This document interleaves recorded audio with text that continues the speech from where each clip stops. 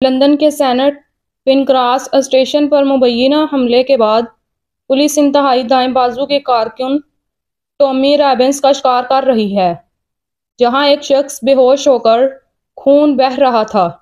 Robbins نے دعویٰ کیا کہ وہ شخص ایک ویڈیو میں مجھ پر آیا لیکن اسے جھگڑے میں ملوث نہیں دیکھا گیا۔ زخمی شخص کو شدید چوٹیں آئیں، حالانکہ جان کو خطرہ نہیں تھا۔ خیال کیا جاتا ہے کہ رابنس نے اس واقعے کے بعد برطانیہ چھوڑ دیا تھا۔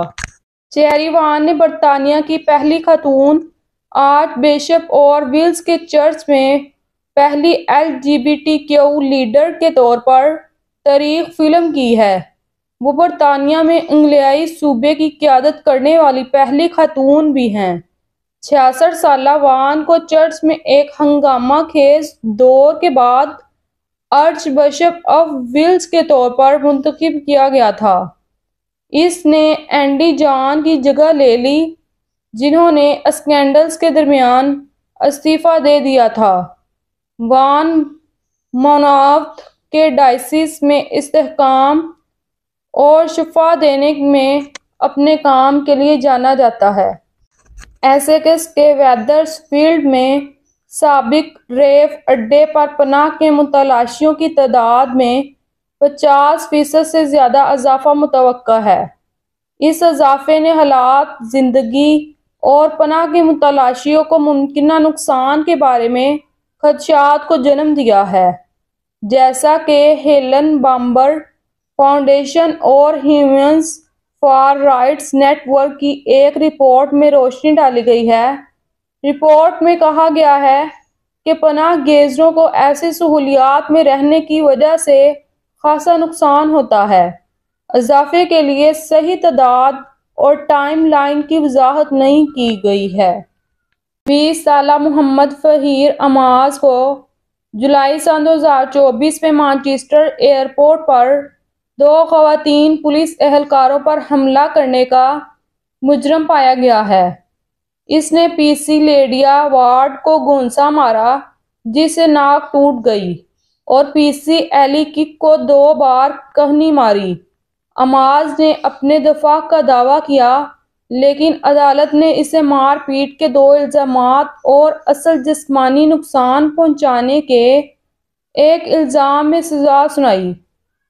پیس زیکچریا مارسڈن پر حملہ کرنے سے متعلق چوتھے الزام کے لیے دوبارہ مقدمے کا منصوبہ بنایا گیا ہے۔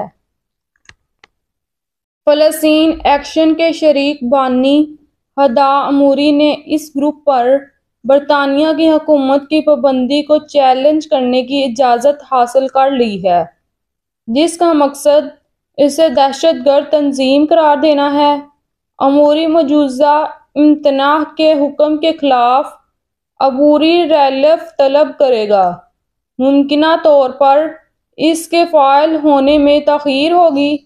اس گروپ کی سرگرمیاں بشمول اسلحے کی فیکٹریوں اور فوجی طیاروں کو نقصان پہنچانے کے بارے میں دعویٰ کیا جاتا ہے کہ وہ فلسطینیوں کے خلاف غیر قانونی کارروائیوں کے خلاف شہری مزاحمت کی شکلیں ہیں۔ عموری کی درخواست پر غور کرنے کے لیے جمعہ کو بائی کورٹ میں سماعت مقرر ہے۔ برطانیہ کے ایئر ٹریفک کنٹرول کمپنی کو تکنیکی خرابی کی وجہ سے پروازوں میں خلل پڑنے کے بعد تنقید کا سامنا ہے، جس کے بعد اس کے بعد سے استعفیٰ دینے کے مطالبہ کیا گیا ہے۔ بدھ کے روز تقریباً 20 منٹ تک سسٹم ڈاؤن ہونے سے سینکڑوں پروازیں تاخیر کا شکار ہوئیں۔ رینیئر کے مائیکل اولیریا ان لوگوں میں شامل ہیں جنہوں نے سی ای او مارٹن رولیف کو بار بار تکنیکی مسائل کی وجہ سے استعفیٰ دینے پر زور دیا۔ 2 سالوں میں یہ دوسرا بڑا خلل ہے جس سے سسٹم کی وشوسنییتا کے بارے میں خدشات جنم لے رہے ہیں۔